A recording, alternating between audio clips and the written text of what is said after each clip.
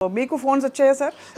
అంటే ఫోన్లో నాకు అన్ని పాజిటివ్గానే వచ్చాయంట. నాన్ సినిమా పీపుల్ అందరూ అబ్బో ట్రెండింగ్ అవుతాం సార్, సూపర్ సార్, బోల్డ్గా చెప్పారు సార్, అది సార్ ఇది సార్ అని. బట్ దాంట్లో ఒక చిన్న చేదు అనుభవం కోడి రామకృష్ణ గారి మీద నేను సగమే మాట్లాడి వదిలేయడంతో వచ్చింది. దానికి అపాలజీ కూడా చెప్పేశాను, ఎందుకంటే ఆయన గురు సమానులు.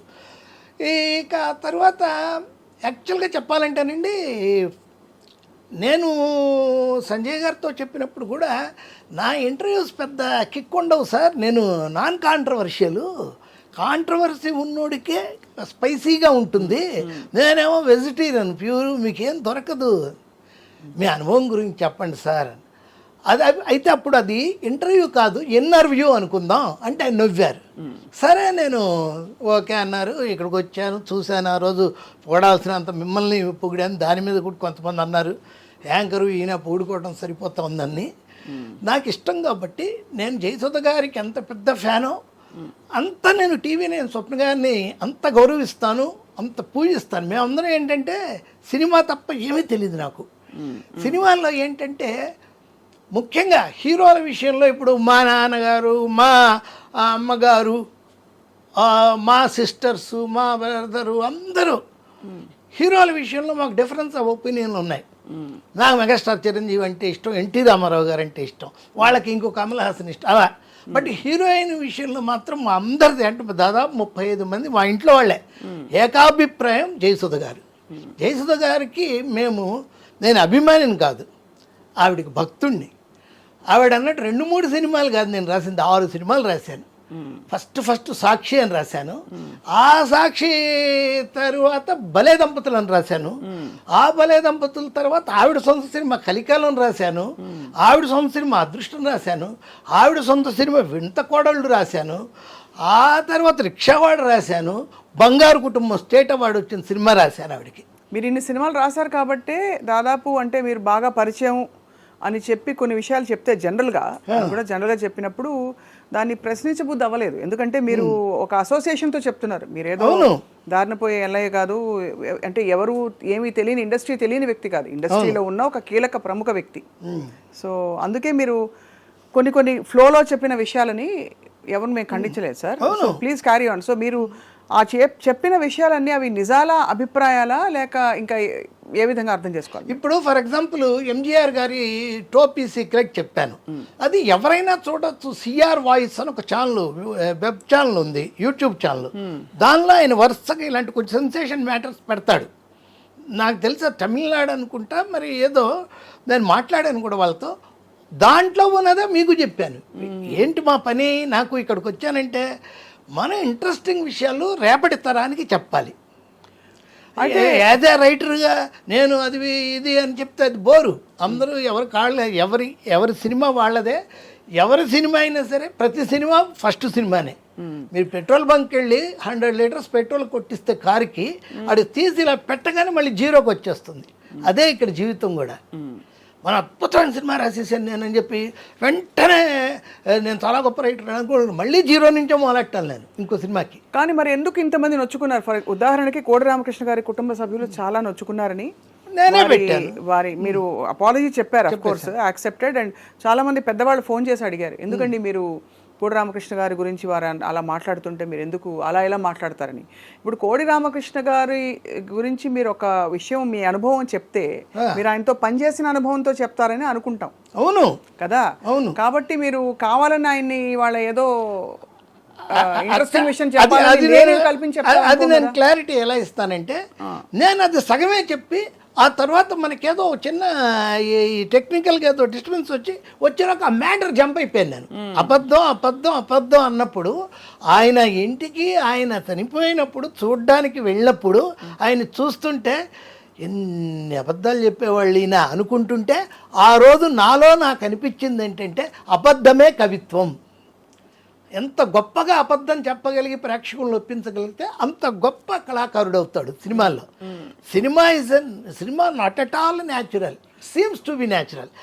అంత బాగా ఈయన ఒప్పించేవాడు అని అనుకున్నా. ఇది వదిలేసి అది చెప్పేలోకి నాకు ఎర్త్ ఇచ్చారు. నేను అంటే మీ ఉద్దేశం ఏంటి చెప్పండి ఆ విషయం చెప్పడంలో. కాఫీ టీ ఏదో సంఘటన చెప్పారు కదా, ఇది గ్లాస్ లో కాఫీ ఉంది, అది ఎగ్జాంపుల్ చెప్పా. ఆయన ఎప్పుడు మా ఇద్దరి మధ్య జరిగేదే.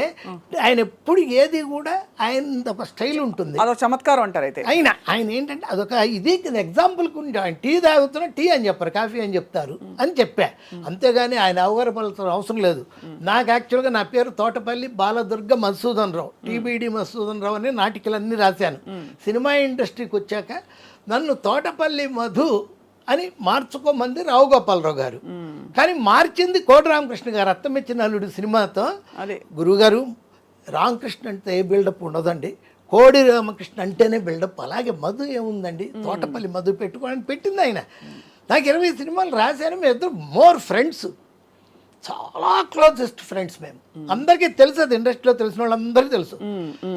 ఆయన మీద నేను ఎందుకు, నాకేంటి, నేను నా అనుభవాలు చెప్పమని మీరు పిలిచారు. నేనేంటంటే అది ఇంటర్వ్యూ కాదు, ఇంటర్వ్యూ. నా అనుభవాలు చెబుతూ ఆ ఫ్లోలో నన్ను ఎంతో బాగా చూసుకునేవాళ్ళు అని అందరికీ జనరేషన్ తెలియని విషయమైనా 95లో స్టార్ట్ చేసిన వాళ్ళు ఈటీవీ వాళ్ళ శాంతినికేతన్ రాశాను.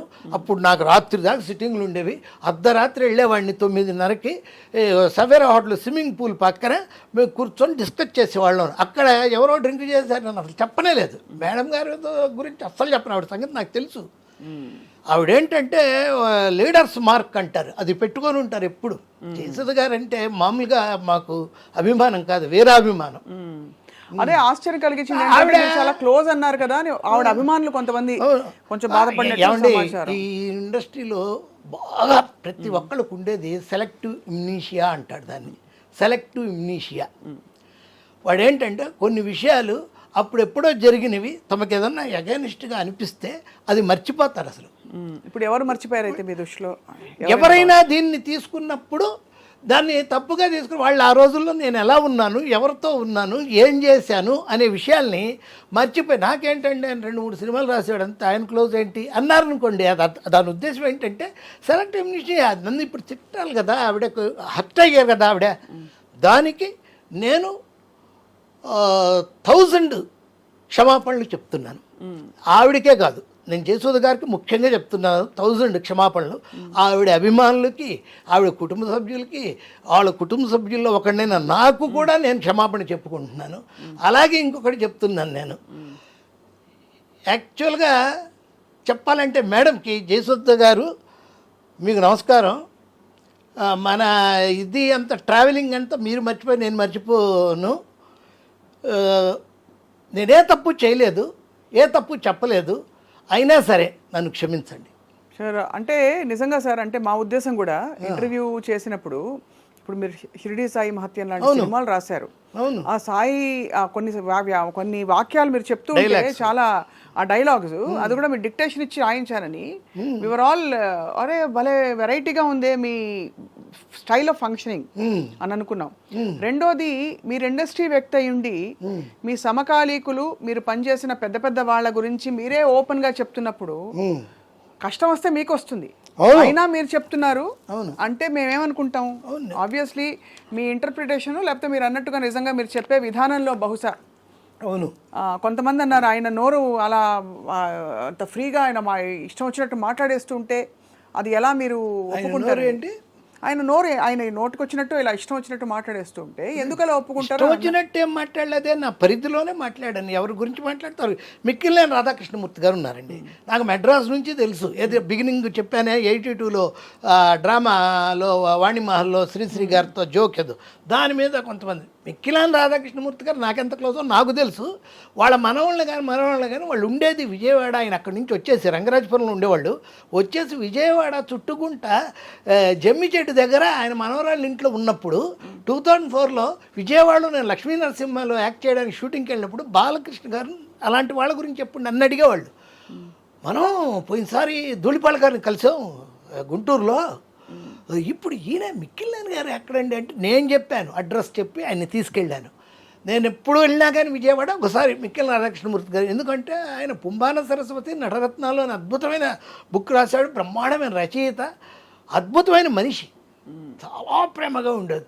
అదేంటి ఆ రోజు శ్రీశ్రీ గారి మీద ఆయన అన్న చమత్కారాన్ని చెప్పాను, అందుకని వెంటనే ఇటువైపుకి వచ్చేసి మీకు ఏదైనా ఒకటే మేడం, ఇలా నేను చూపిస్తే ఎలా ఉంది, మామూలుగా అందరికీ ఏదో లైట్ రోజుగాను లేకపోతే తెల్లగాను ఉంది, ఇలా చూపిస్తే అది నల్లగా ఉంటుంది, నేను చూపించాలి, అంతేకాని మీరు ఎలా తిరిగెళ్ళి ఇది చూస్తే మీకు అలాగే కనబడుతుంది బ్యాడ్గానే. ఇంకా నేను ఏ తప్పు చేయలేదు, అయినా క్షమాపణలు కోరుతున్నాను అందరి తరఫున. మురళీమోహన్ గారైనా, ఏంటి చంద్రమోహన్, చనిపోయిన చంద్రమోహన్ గారైనా, ఆ లోకంలో ఉన్న వాళ్ళైనా ఈ లోకంలో, నేను మాత్రం ఏది తప్పు చెప్పలేదు. నేను బట్ తప్పుగా కొంతమంది అర్థం చేసుకొని బాధపడ్డారంట. ఆ బాధపడిన వాళ్ళందరికీ శతకోటి క్షమాపణలు చెప్పుకుంటున్నాను నేను.